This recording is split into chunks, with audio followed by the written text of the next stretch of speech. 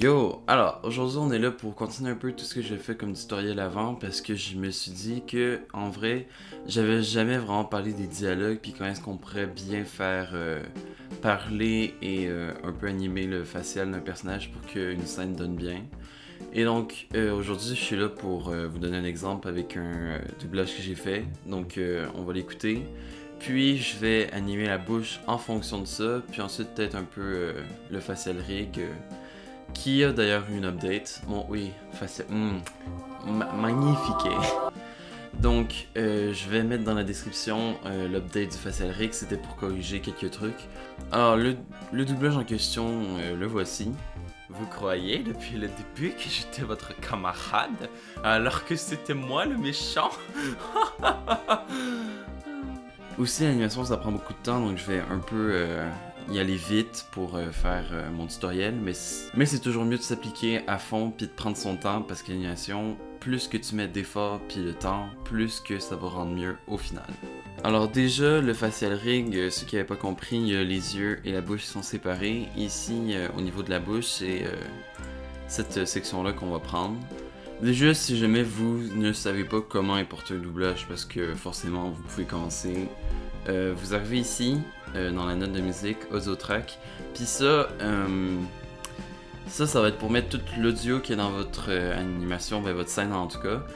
Au départ, quand je commençais mes animations, je mettais directement tout le son, les bruits de pas, la musique, l'ambiance sonore, etc. Je mettais tout ça dans MyAnimator pour ensuite directement publier sur YouTube ou repasser par un logiciel de montage pour rattacher les fichiers ensemble si jamais j'avais fait sur plusieurs projets.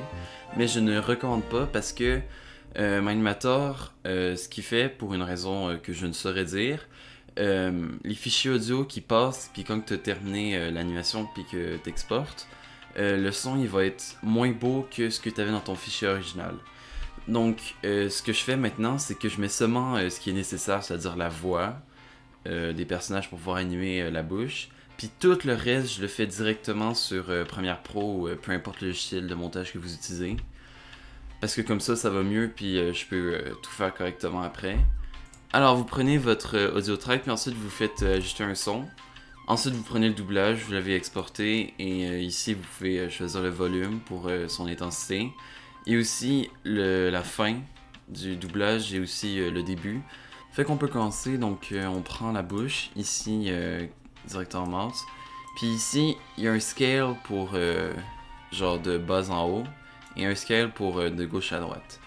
Donc évidemment, se rendre jusque là, c'est un peu extrême. Donc ce que je fais, c'est que je le garde tout le temps comme ça la bouche, puis là on peut commencer. Donc moi ce que je fais, c'est que j'écoute directement l'audio au fur et à mesure, puis j'anime comme je le vois. Aussi, vous pouvez mettre une transition un peu plus smooth pour la bouche, ou vous pouvez directement le laisser en linéaire, c'est vous qui voyez.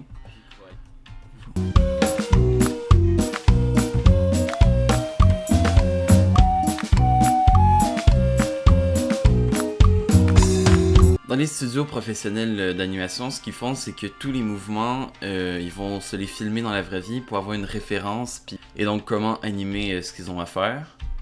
Et là, ça va être un peu le même principe, mais ça va être avec vous directement pendant que vous animez. Donc, ce que je fais, c'est que par exemple, au début, il va dire vous croyez.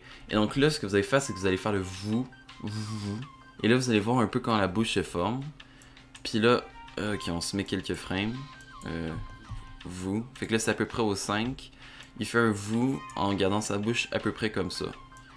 Aussi, dans un dialogue, comme vous pouvez savoir, la bouche ferme au fur et à mesure que vous parlez, et donc ça va être quelque chose de bien aussi pour le personnage. À chaque fois qu'il fait une lettre, même s'il parle très vite, de refermer la bouche pour chaque syllabe.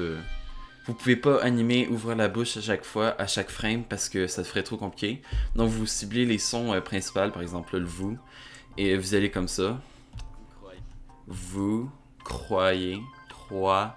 Là, la bouche, elle commence comme longue, puis ensuite elle finit plus large pour refermer. Fait que ce qu'on va faire, croix. Fait que là, on va retourner comme ça, puis ensuite, ici, on peut ouvrir la bouche, la refermer un peu, puis ensuite, refermer la bouche. Ça, c'est ma technique personnellement, mais il y en a qui aiment pas trop ça le voir visuellement. Vous pouvez aussi, ce que je sais que certains collègues animateurs font, c'est que à chaque 5 frames, à chaque 5 frames environ, ils vont ouvrir la bouche avec le son principal, puis ensuite ils vont la refermer 5 frames plus tard, puis ils vont alterner. Mais c'est pas forcément en raccord avec ce que l'animation donne, et donc c'est pas forcément si beau. Mais c'est aussi une technique si jamais, par exemple, c'est un personnage qui n'est pas vraiment un gros plan sur lui, puis que c'est pas trop important. Ce que je recommanderais quand que vous commencez une scène, c'est ce que je fais, puis c'est, je pense, la meilleure technique.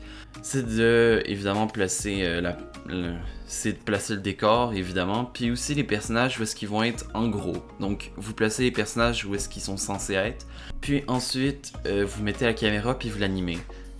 Je sais pas, si jamais la caméra filme ici, ben, vous avez pas besoin, pendant qu'il parle, d'animer son visage. Alors que si vous avez tout animé pour ensuite placer la caméra derrière, c'est du travail de jeter à la poubelle. Et en bonus, si jamais vous avez un mauvais PC, à un certain moment, trop de keyframes, ça va faire laguer le PC. Alors j'ai terminé la bouche pour la première section de ce que je vais montrer. Vous croyez depuis le début que j'étais votre camarade, alors que c'était moi le méchant? Alors, évidemment, c'est pas parfait parce qu'il y a juste la bouche et forcément, vu que je me suis pas appliqué à fond, c'est pas aussi beau que ce que ça donnerait, mais avec tous les mouvements du corps puis avec tout le reste, ça donne quelque chose d'assez beau.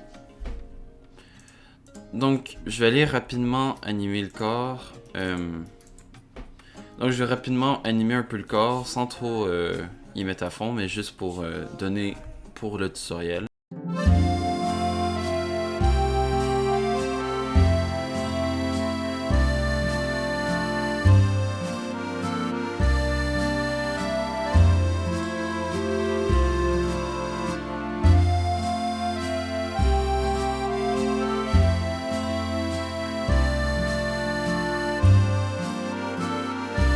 J'ai animé le personnage ainsi que les yeux parce que c'était pas sur ça qui était centré la vidéo.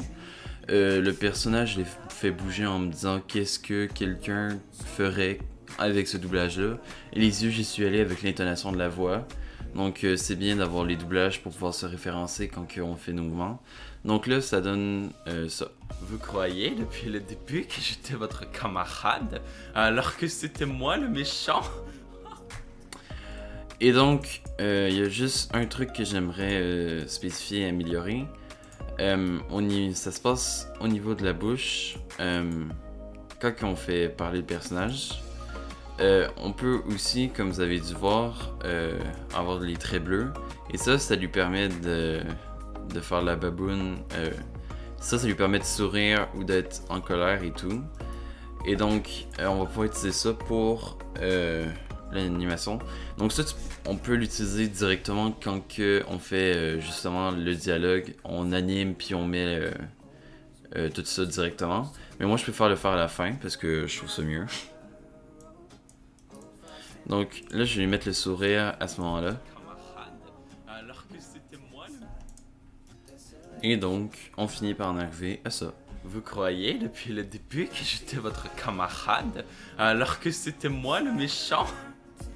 En attendant une possible vidéo qui sortira un jour si jamais je n'ai pas la flemme, je vous dis à très bientôt. Portez-vous bien!